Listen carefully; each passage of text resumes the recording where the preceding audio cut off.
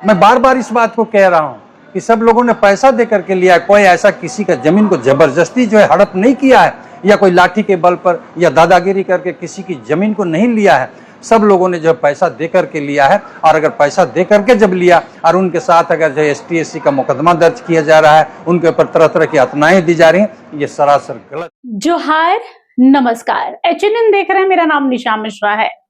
झारखंड में CNT SPT act की जमीन गैर आदिवासियों के हाथ में जा रही है। ये तो उतना ही सच है जितना ये सच है कि आदिवासी समाज के कुछ अगुआ और आदिवासी समाज के लोग खुद को चालाक समझ रहे हैं। उन्हें लग रहा है कि हम अपनी जमीन पहले बेच देंगे और 20 साल, 25 साल, 30 साल के बाद जाकर वापस उसे खाली करवाएंगे और पैसा भी हमारा, जमीन भी हमारा।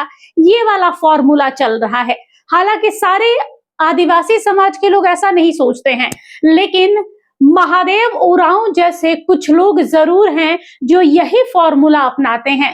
जिस जमीन को, आदिवासी जमीन को 40-50 साल पहले उन्होंने बेचा था और मोटी रकम वसूली थी, 50 साल के बाद उन्हें याद आया, अरे ये तो मेरी जमीन है, ये तो आदिवासी की जमीन है, CNT एक्ट वाली जमीन है, इसे गैर आदिवासी कैसे रह सकता है। तो ना पैसा वापस किया, बल्कि खुले आसमान के नीचे उन 12 मकानों में रहने वाले गैर आदिवासियों को निकाल कर फेंक दिया। बार बार इस बात को कह रहा हूं कि सब लोगों ने पैसा दे करके लिया है। कोई ऐसा किसी का जमीन को जबरदस्ती जो है हड़प नहीं किया है, या कोई लाठी के बल पर या दादागिरी करके किसी की जमीन को नहीं लिया है। सब लोगों ने जो पैसा दे करके लिया है, और अगर पैसा दे करके जब लिया और उनके साथ अगर जो ST SC का मुकदमा दर्ज किया जा रहा है, उनके ऊपर तरह तरह की यातनाएं दी जा रही हैं, ये सरासर गलत है। मैं बराबर इस बात का मैं विरोध करता रहा हूं। मैं आदिवासियों का विरोध नहीं हूं, मैं CNT का विरोध नहीं हूं, लेकिन CNT की बात अगर उठती है तो लोग कहते हैं भाई CNT की बात नहीं बोलना चाहिए। चलिए, मैं CNT की बात नहीं बोलता हूं, लेकिन जब अगर CNT एक्ट बरकरार है, उसके बाद पूरा रांची शहर का जमीन कैसे बिक करके खत्म हो गया? नहीं बिकना चाहिए। तो ये जो लोग आज CNT के पक्षधर हैं, कहते हैं कि हम CNT के पक्षधर हैं, तो वो क्या देख रहे थे कि सारा का सारा रांची खाली हो गया? ये सारा स्थिति को देखते हुए मामला चला गया माननीय उच्च न्यायालय में। वहां से भी आप लोगों ने देखा होगा, माननीय उप न्यायालय में महादेव उरांव जो है अपना रीट याचिका दायर किया, पैसा भी लिया और ऊपर में जो जमीन की खाली करने के लिए कार्रवाई भी किया। कोर्ट ने जो 12 लाख रुपया का उनको जो है पनिशमेंट किया है, और पनिशमेंट के उनको जो है बोला कि इनको दीजिए, और जमीन में जाने के लिए मना किया।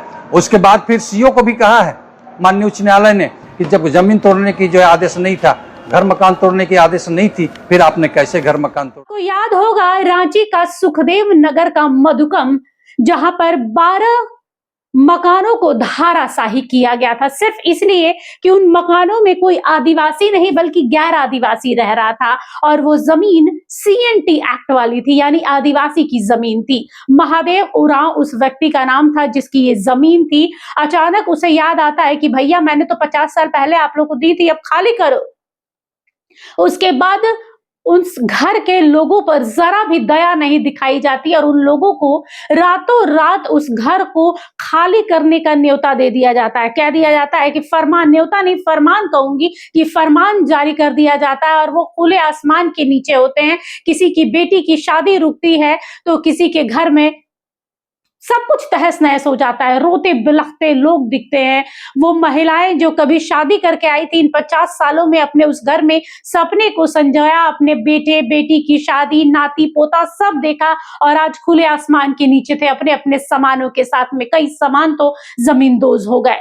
अब महादेव उरांव पहले हाई कोर्ट पहुंचता है, वहां से जब लताड़ पड़ती है तो सुप्रीम कोर्ट का रुख अख्तियार करता है और वहां SLP जमा करता है। SLP पर जब सुनवाई कल हुई है तो सुप्रीम कोर्ट ने एक अहम फैसला सुनाया है, और महादेव उरांव को वहां से भी मार पड़ी है।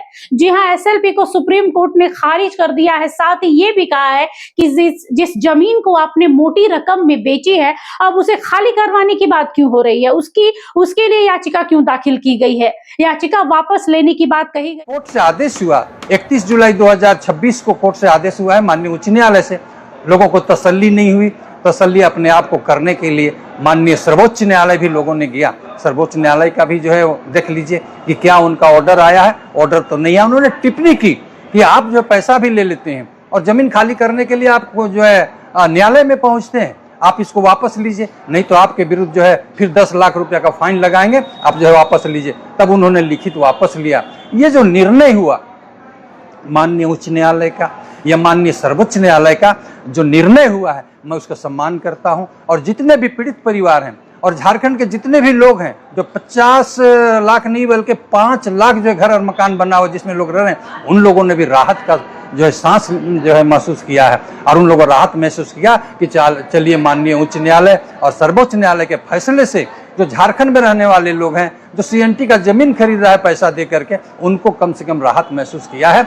इस सच्चाई को उच्च न्यायालय और सर्वोच्च न्यायालय इस सच्चाई को समझा कि पैसा दे करके तब जमीन जो है उनको मिला है। इसलिए जो है दोनों कोर्ट ने जो है एक फैसला दिया, अच्छा फैसला दिया, और उस फैसला से लोगों को जो है राहत मिली है। अब तो मान लिया जाए कि सर्वोच्च न्यायालय से भी फैसला हो चुका है, तो अब कहाँ जाएंगे लोग।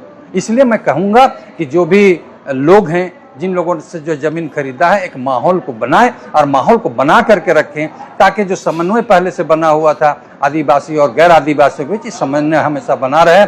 मैं तो धन्यवाद देता हूं और आभार प्रकट करता हूं माननीय उच्च न्यायालय के और सर्वोच्च न्यायालय के।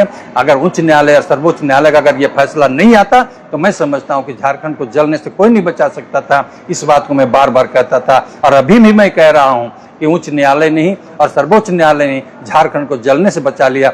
झारखंड में जो सौहार्द था, झारखंड में जो प्रेम था, उसको कायम रखने के लिए ये जो है फैसला आया है, इसलिए मैं उस फैसले का स्वागत करता हूँ। वैसे इन्होंने गलत नहीं कहा है। कोई भी गैर आदिवासी आपको मूर्ख बनाकर आपकी जमीन नहीं ले सकता, खासतौर पर सीएनटी एक्ट, एसपीटी एक्ट वाली जमीन।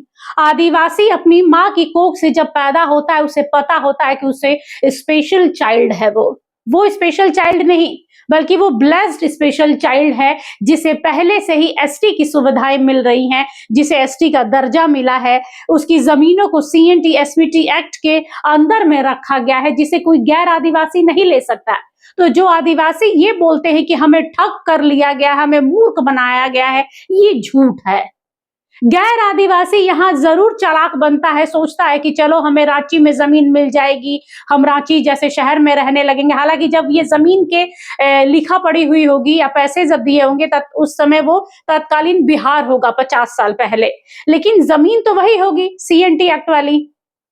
तो यहाँ पर यह कहना गलत है कि भाई गैर आदिवासी आदिवासियों को मूर्ख बना के कब्जा कर रहे हैं। यहाँ पर आदिवासी समाज के लोग ज्यादा चालाकी दिखा रहे हैं और अपनी जमीनों को पहले बेच रहे हैं और उसके बाद उस पर दावा ठोक रहे हैं कि हमारी जमीनें छीन ली गई। आपकी जमीनें आपसे कोई नहीं छीन सकता है। आप 200 साल के बाद अपनी जमीन पर अपना हक जता सकते हैं, कब्जा कर सकते हैं, बाकायदे कानून का रुख अख्तियार करके उस जमीन को वापस ले सकते हैं। तो ये कहना बंद कर दिया जाए कि गैर आदिवासी आपको ठग रहा है। और सुप्रीम कोर्ट के इस फैसले का गैर आदिवासी समाज सम्मान करता है। फिलहाल के लिए बस इतना ही। देखते रहिए एचएनएन न्यूज। नमस्कार। आपको हमारा ये वीडियो अच्छा लगा तो इसे लाइक करें, शेयर करें और हाँ, सब्सक्राइब करना ना भूलें।